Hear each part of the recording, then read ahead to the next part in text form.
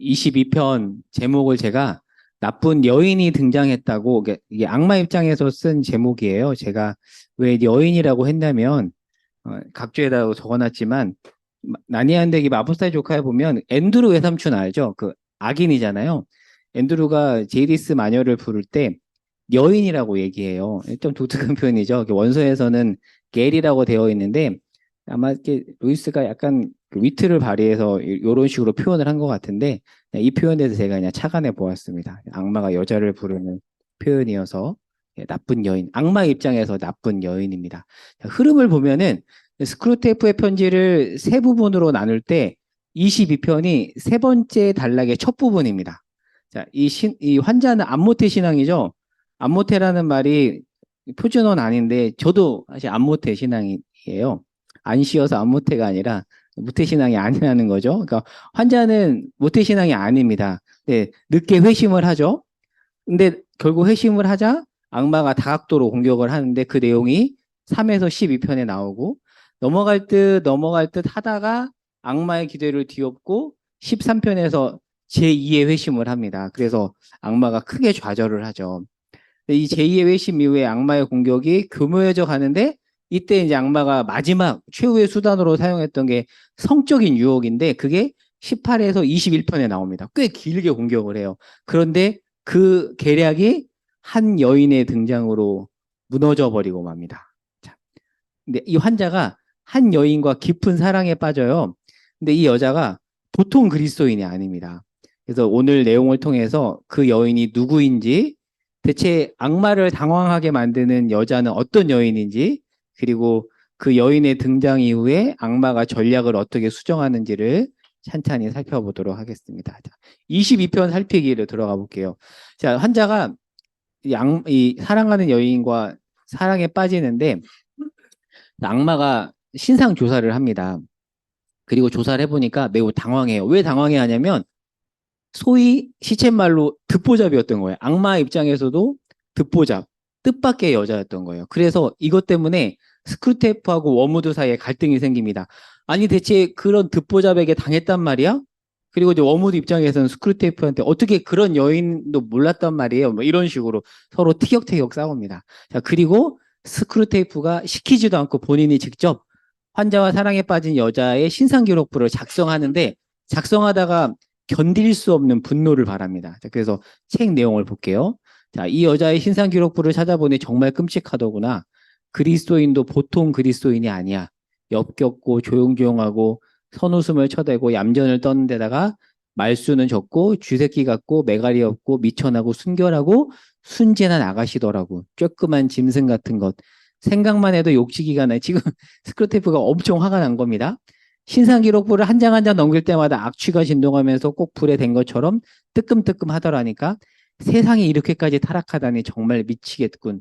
옛날 같으면 두말할 것도 없이 원형 경기장으로 보내버렸을 텐데 로마 시대 때만 해도 순교하려는 그리스도인들을 그렇게 보냈잖아요. 거기야말로 그런 여자한테 딱 어울리는 장소지. 하긴 거기서도 썩 좋은 일을 할 것 같진 않다. 두 얼굴을 가지고 있는 그 쬐끄만 사기꾼은 평소에는 핏기만 조금 비쳐도 기절할 것처럼 호들갑을 떨다가도 막상 죽음이 닥쳤을 때는 태연하게 웃음으로 맞이하니까 말이야. 심지어 나한테서까지 웃음거리를 찾아낼 종자다. 참 대단하죠. 사탄을 보면서 겁먹는 게 아니라 되게 쬐끄만 여잔데 악마를 보고 웃음거리를 찾아낼 잘하는 거죠. 자, 이 내용을 통해서 유추해 보면 이 환자의 애인은 얌전하고 순결해요. 그리고 몸집도 되게 작은 것 같아요. 그러다 보니까 사람들 눈에 잘 띄지도 않아서 악마의 블랙리스트에도 올라가 있지 않습니다. 그런데 그녀는 죽음과 같은 위기가 닥치면 비로소 그 진가가 드러나는 신기한 여인이에요. 여러분 보통 관계해 보면 알겠지만 사람의 진가가 언제 드러나죠? 평소에는 잘 안 드러납니다. 언제 드러나냐면 위기 때 드러나죠. 그러니까 평소에 잘 보이지 않던 모습이 위기 때 드러나는데 그게 만들어진 게 아니라 어떻게 보면 위기 때 드러난 거죠. 그래서 아마 이 여인은 평소에는 감춰져서 악마 입장에서는 듣보잡이었는데 위기 때 비로소 그 진가가 드러난 그런 여인이고 그런 여인의 모습이야말로 어찌 보면 우리 그리스도인이 추구해야 될 이상 적인 모습이라고 볼 수가 있습니다. 자, 다음 페이지 2번에 가보면 21편까지 악마는 성적 유혹으로 환자를 넘어뜨리려고 했는데 이 성숙한 여인과의 만남이 모든 것을 무너뜨리고 말고요. 그리고 게다가 둘이 결혼까지 하려고 해요. 자, 일단 책 내용을 볼게요. 자, 재밌대리라고 눈꽃만큼도 찾아볼 수 없는 그 추잡하고 쬐끄만 내숭덩어리가 이 얼간이, 여기서 얼간이 환자겠죠? 이 얼간이의 품에는 새끼들을 싸지르는, 표현이 굉장히 노골적입니다. 새끼들을 싸지르는 다른 동물들처럼 냉큼 뛰어들 준비를 하고 있으니 무슨 말이에요? 결혼할 준비를 하고 있다라는 말을 이렇게 표현을 하는 겁니다. 내 참, 순결이라면 미쳐 날뛰는 원수가 왜 이런 여자는 한 방에 날려버리지 않는 걸까? 오히려 싱글거리며 구경만 하는 이유가 대체 뭐냐고. 자, 그 밑에 네모박스 볼까요? 자, 쭉 내려와서 밑에 환자의 순결을 그 부분 보면 이게 20편에 나오는 내용이거든요. 여기 보면 환자의 순결을 직접 공격하지 못하도록 원수가 강제로 저지했다는 점을 아주 불쾌한 마음으로 주시하고 있다라고 하는 걸 보면 예수님은 악마가 그리스도인의 어떤 순결 문제에 있어서는 직접 개입하는 방식으로 보호하시는 분이라는 어떤 그런 의미가 있는데 이것을 오늘 내용과 연결해 보면 악마 입장에서는 이제 이해가 안 되는 거예요. 아, 그렇게 순결에 대해서 고귀하게 생각하는 예수님이 왜 그 환자가 애인과 결혼하도록 어떻게 보면 다르게 보면 순결을 깨는 걸 수 있잖아요. 왜 그것은 허용하지라는 의문점을 갖고 있는 겁니다. 자, 그러면서 다시 위에 네모박스로 가서 위에서 5번째 줄 가면 갑자기 약간 주제가 바뀌어요. 원수는 내심으로는 영락 없는 쾌락주의자다. 금식이니 철학이더니 화영주니 십자가 같은 건 눈속임에 불과해. 아니면 바닷가에 밀려드는 물거품 같은 것이거나 원수의 바다로 나가보면 더 많은 쾌락이 넘실거린다. 원수도 이 사실을 숨기려 하지 않지. 그 작자 우편에 영원한 즐거움이 있다고 하지 않더냐. 제가 그 정리한 글 읽으면서 또 설명을 해볼게요. 지금 아까 말한 것처럼 악마가 의아해하고 있어요. 왜냐하면 순결을 지키기 위해 그렇게 애쓰던 내숭쟁이 여인이 순결을 깨고 결혼을 하려고 하기 때문이죠. 결혼하면 성적으로도 연결되잖아요. 그래서 악마는 화를 냅니다. 그렇게 순결을 외치던 예수님도 가만히 지켜보며 기뻐하는 모습을 보고 의아해하는 거죠. 자, 그래서 아래 네모박스 밑에 있는 글, 악마는 이해할 수 없다는 반응이다. 순결에 목숨을 건 예수님이 환자가 결혼하도록 했으니 말이다. 순결을 좋아하면 환자를 평생 독신으로 살게 해야 될 텐데 왜 결혼을 통해서 누리는 쾌락은 허락하는 거지? 라고 의아해하면서 편지의 주제가 쾌락으로 옮겨가고 있어요. 자, 그래서 주제가 바뀌는데, 자, 3번을 보겠습니다. 자, 워무드에게 얘기합니다. 워무드, 그 작자는 속물이야. 부르주아의 정신을 가지고 있지. 그는 세상을 쾌락으로 꽉 채워놓았다. 자고 씻고 먹고 마시고 사랑하고 놀고 기도하고 일하는 것처럼 자기가 조금 더 개의치 않는 가운데 인간들이 하루 종일 할 수 있는 것들을 주었다. 그러니 무엇이든 비틀지 않으면 유용하게 써먹을 길이 없는 게야. 우리로선 지독하게 불리한 상황에서 싸우는 셈이지 우리 편에 본래 주어진 거라곤 하나도 없으니까. 안는 못한 것 같아요. 자, 그러니까 지금 쾌락을 가지고 지금 무슨 얘기를 하냐면 쾌락을 만든 분은 누구죠? 쾌락의 원조는 악마가 아니라 하나님이에요. 그러면 악마가 하는 건 뭐냐면 그 쾌락을 하나님이 만든 쾌락을 비트는 거죠. 성을 예로 든다면 성은 하나님이 만든 겁니다. 근데 우리가 세상에서 마주하는 성적 타락은 뭐냐면 하나님이 만든 게 아니라 하나님이 원래 고귀하게 만든 성을 악마가 뒤틀어 버린 거죠. 따라서 환자가 여인과 결혼하는 것은 지극히 당연한 거예요. 그러니까 하나님이 지키고자 하는 순결은 잘못된 성적 연합이지 부부간의 성적 연합은 아니라는 거죠. 부부간의 성적 연합에 대해서는 하나님이 허용한다라는 거죠. 자, 그렇게 본다면 하나님은 우리가 어떤 성적인 거나 여행이나 스포츠나 이런 것들, 이런 쾌락을 잘 즐기기 원하신다는 거죠. 문제는 뭐냐면 왜곡인 겁니다. 그러니까 왜곡되었다고 버리는 것은 분리주의죠. 그래서 바베트의 만찬이라는 영화에서도 나오지만 그 사람들은 어떻게 해요? 값비싼 거 먹지도 않고 즐기지도 않잖아요. 그러니까 분리주의입니다. 그런데 왜곡된 면을 전혀 고려하지 않는 것은 세속주의입니다. 그러니까 우리는 양극단을 지양해야 되죠. 그래서 이런 말도 있습니다. 그 책 제목이기도 한데 파티광 예수님, 그러니까 예수님이 파티광이란 말도 하거든요. 그러니까 기독교는 엄밀히 말하면 재미없는 고리타분한 종교가 아닙니다. 디모데전서 말씀에 따라서 하나님이 지으신 모든 것이 선함에 감사함으로 받아서 뭐 우리가 여행도 갈 수 있고요. 뭐 이것저것 좋은 것들을 즐길 수가 있습니다. 단 3페이지 가보면 단 절제의 미덕 그리고 왜곡에 대한 이해가 같이 가야 된다라는 거죠. 그래서 시편에 보면 이런 말씀이 있습니다. 주의 오른편에는 영원한 즐거움이 있다. 그런데 이 땅에서 누리는 그 즐거움은 일시적인 거라는 거죠. 그러니까 우리가 이 땅에서 쾌락을 누릴 수 있는데 그 쾌락은 영원한 즐거움이 아니라는 거. 그래서 루이스가 쓴 다른 책에 나오는 쾌락에 관한 글을 제가 2편 옮겨와 봤는데 영광의 무게에 나오는 책이에요. 책 내용입니다. 읽어볼게요. 지상의 쾌락이 아무리 짜릿해도 결코 영원하지 않음을 보여주는 것이 쾌락의 목적 중 하나이다. 아울러 그것은 우리를 기다리고 있는 쾌락이 영원하다는 증거이기도 하다. 이 세상은 그 영원한 쾌락을 가리켜 보일 뿐이지 결코 거기에 상대가 되지 않는다. 보통 우리가 밤에 피곤하면 드라마나 영화 보잖아요. 약간 짜릿하고 재밌죠. 근데 보고 나면 어때요? 좋지만 한편 마음 한편으로는 또 공허함이 있잖아요. 좋긴 좋은데 그래도 여전히 허전함이 우리 안에 있단 말이죠. 왜 그런가? 루이스의 말에 따르면 무엇을 보여주는 거죠? 우리를 기다리고 있는 저곳에서의 쾌락이 영원하기 때문에 이 땅에서는 100% 만족이 없다. 그러니 우리는 그곳을 향해 지음받은 존재라는 것을 알려주기 위해서 그런 때로는 공허함을 하나님이 허락하신다라는 거죠. 그래서 고통의 문제라는 책에 나오는 내용인데 예전에 한번 나눴던 거예요. 제가 루이스의 책 중에서 가장 좋아하는 글귀예요. 정말 좋아하는 글귀인데 한번 읽어볼게요. 몇 주 전에 살펴보기도 했던 것 같은데 읽어볼게요. 우리는 모두 확고한 행복과 안전을 갈망하지만 하나님은 본성상 그것을 허락하지 않으십니다. 그러나 기쁨과 쾌락과 즐거움은 널리 퍼뜨려 놓으셨습니다. 우리는 결코 안전하지 않지만 풍성한 재미와 얼마간의 황홀함을 누립니다. 하나님이 그렇게 하신 이유를 알기란 어렵습니다. 우리가 갈구하는 안전은 우리 마음을 세상에 안주시킴으로써 하나님께 돌아가지 못하게 하는 장애물일 수 있습니다. 그러나 잠깐 동안의 행복한 사랑, 아름다운 경치, 교양학, 친구들과의 즐거운 만남, 목욕, 축구 경기에는 그런 성향이 없습니다. 우리 아버지께서는 여행길에 기분 좋은 여관에 들러 원기를 회복하게 해주시지만 그 여관을 우리 집으로 착각하게 하시지는 않습니다. 그러니까 사실 우리가 그리스도인으로서 뭐 야구도 구경할 수 있고요. 축구도 할 수 있고 좋은 곳에 가서 여행도 할 수 있고 호캉스도 할 수 있어요. 괜찮습니다. 하나님도 그거 하는 것에 대해서 뭐라고 하지 않는데 뭐라고 말하냐면 그것은 어디까지나 여행길에 기분 좋은 여관에 들러 원기를 회복하게 하는 것이지 우리 집에서 누리는 평안은 아니라는 거죠.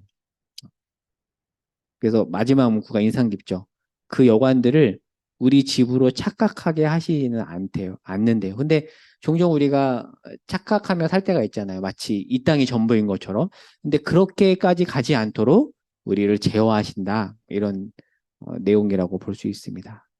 그래서 중간에 이런 표현도 있잖아요. 그런 어떤 누림의 기쁨이 자칫 우리가 하나님께로 돌아가지 못하게 하는 장애물이 될 수 있다라는 얘기도 합니다. 쾌락에 대해서 한번 나눠봤고 이제 마지막 4번입니다. 자, 그 여인의 주변 사람. 자, 이 여자는 주변 사람에게도 영향을 줘가지고요.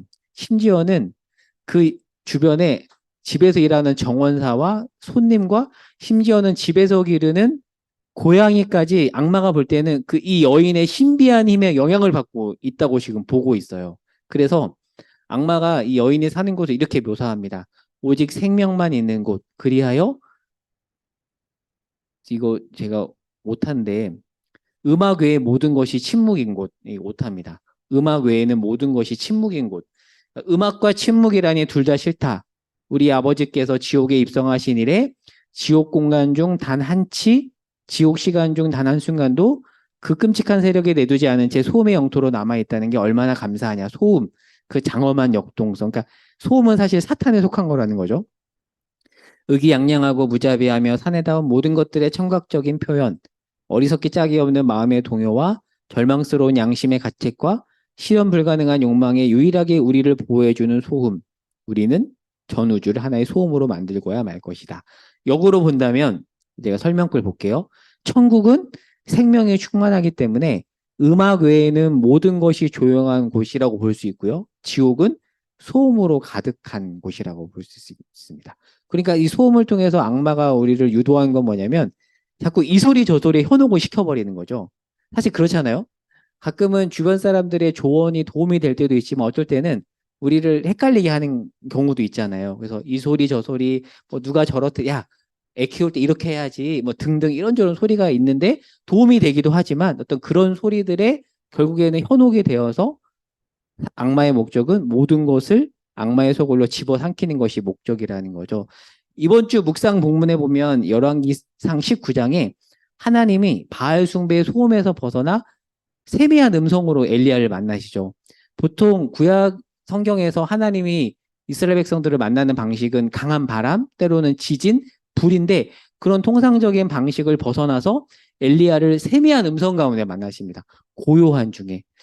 근데 가끔 우리는 너무 고요하면 외로움을 느끼곤 하죠. 그래서 저도 그랬던 것 같아요. 막 외롭고 하면은 핸드폰 자꾸 쳐다봐 누가 나 연락 안 해주나 등 이런 거 저만 제가 저만 그런가요? 예, 예, 이게 지금 꼭 그렇다는 게 아니라 제가 군대에서 제대하고 그 주유소에서 알바를 하는데 그때 2002년도였어요. 2002년도.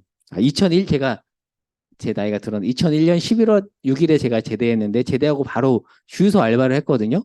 그때 핸드폰이 별로 없었던 때였어요. 핸드폰을 처음 하니까 너무 신기한 거예요. 그래서 사람들이 나한테 문자 안 보내나 이렇게 했던 그런 기억이 떠오르는데 그런데 하나님은 여기서 적어놓은 것처럼 종종 우리와 침묵 속에서 잠잠한 중에 만나기를 원하신다는 거죠. 그래서 가끔은 아무도 없는 고요한 자리를 매일 그렇게 해야 된다는 것이 아니라 하나님이 말씀하시는 그런 자리를 찾아야 된다라는 거죠. 그래서 엘리야가 들었던 세미한 음성을 듣는 은혜가 또 그 가운데 있을 수 있으니까 또 우리가 또 그렇게 가야 된다라는 또 적용을 해볼 수 있고요. 자, 마지막 정리해 보면요.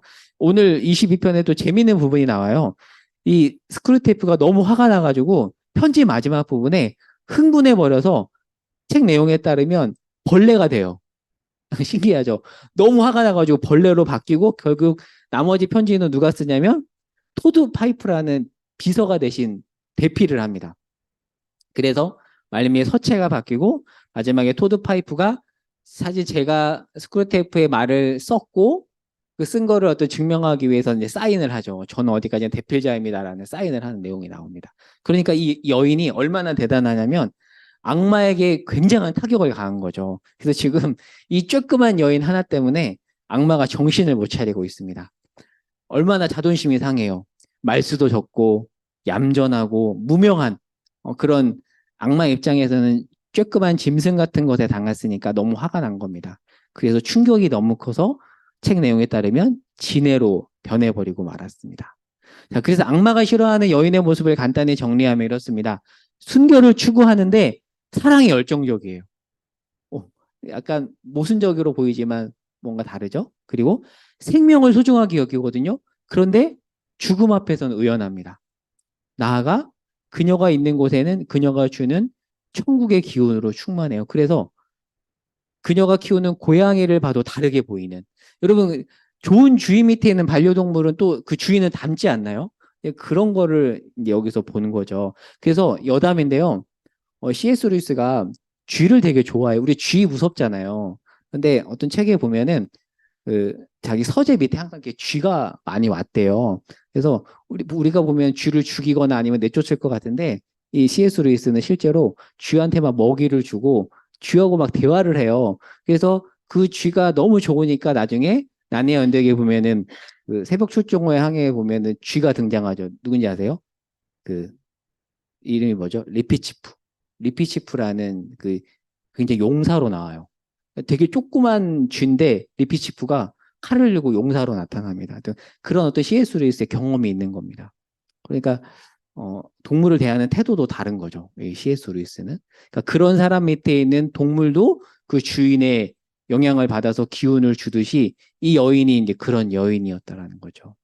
그래서 이제 마지막으로 제가 악마가 긴장하는 그 죽음 앞에 의연한 사람들의 얘기를 마지막으로 나누고 맞춰볼게요. 그 엔도 슈샤크 아시죠? 그 침묵. 이라는 소설을 쓴, 그래서 그 병호 형제님한테 소개했다가 다른 영화 봐가지고 기억 안 나세요? 사일런스. 이 사일런스가 엔도 슈샤코의 침묵을 영화로 만든 건데, 사일런스를 검색하면은 약간 공포 영화 같은 사일런스가 나오고 엔도 슈샤코의 사일런스가 나오는데 요거를 봐야 돼요. 엔도 슈샤코의 사일런스는 리암 니슨이 신부로 나오거든요. 그걸 봐야 되거든요. 네. 그 엔도 슈샤쿠가 쓴 또 다른 책에 나오는 한 신부 얘기인데, 엔도 슈샤쿠가 일본의 천주교 신자예요. 독실한 천주교 신자입니다.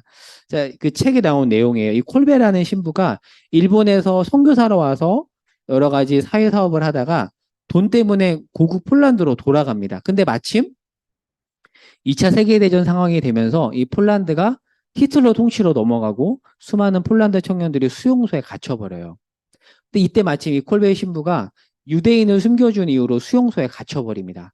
근데 그 수용소에서 많은 청년들이 탈출을 시도해요. 그러니까 하도 많이 탈출을 하니까 이 독일 장교가 꾀를 냅니다. 어떤 꾀를 내냐면, 만약에 수용소에 예를 들어서 10명이 앉아있다고 해보세요. 그 10명에게 이렇게 엄포를 놓는 겁니다. 여러분의 방에 한 명이 탈출해서 탈출에 성공하면 같은 방에 있는 죄 없는 사람을 죽일 겁니다.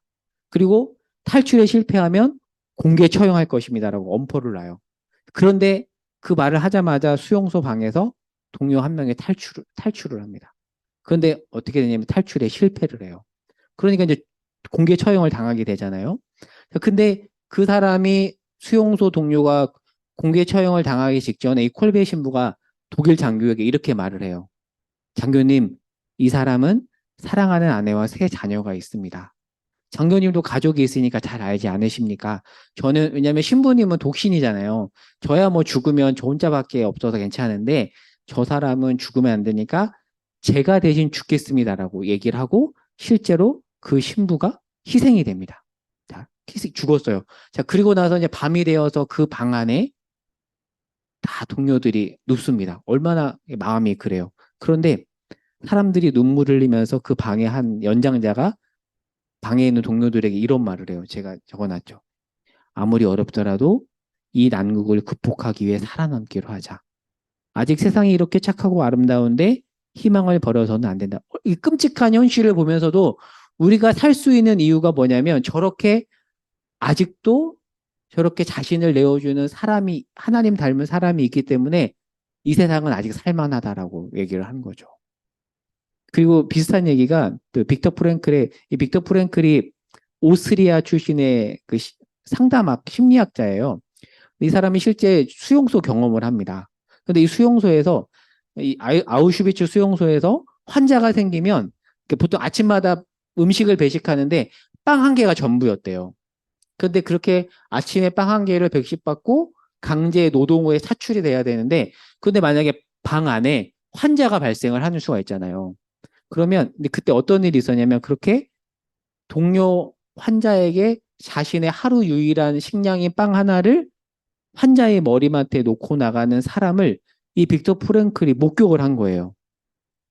대단한 거잖아요. 그리고 나서 나중에 빅터 프랭클은 죽지 않고 살아남거든요. 그리고 살아남아서 나중에 수용소를 나와서 그 경험담을 책에 남는데 그 경험 후에 프랭클이 그런 말을 해요. 모든 것에도 불구하고 못하네요. 삶은 살만하다고 말할 수 있다. 왜요? 그 사람을 본 거예요. 자기의 하루치 전부인 식량을 강제 노동을 앞두고 환자의 머리맡에 놓고 나가는 그 사람을 보고 아, 세상은 살만하구나 라는 고백을 이 책을 통해서 우리에게 남기거든요. 어찌 보면 그런 소수의 사람이 오늘 스쿨테프의 편지에 나오는 악마가 싫어하는 어떤 그런 여인의 모습이지 않을까 싶습니다. 감동적이죠. 비슷한 얘기를 한번 적어봤고요. 오늘 나눈 질문 두 가지입니다. 첫 번째는 오늘 내용을 통해서 깨달은 점이 있다면 한번 나누어 보시고, 두 번째는 자, 악마 입장에서 볼 때 참으로 끔찍한 이 환자의 애인과 같은 사람을 혹시 만나본 적이 있으신지, 뭐 그런 사람을 본 적이 있다면 뭐 그런 사람에 대해서 얘기해 보셔도 좋을 것 같습니다. 네. 오늘은 여기까지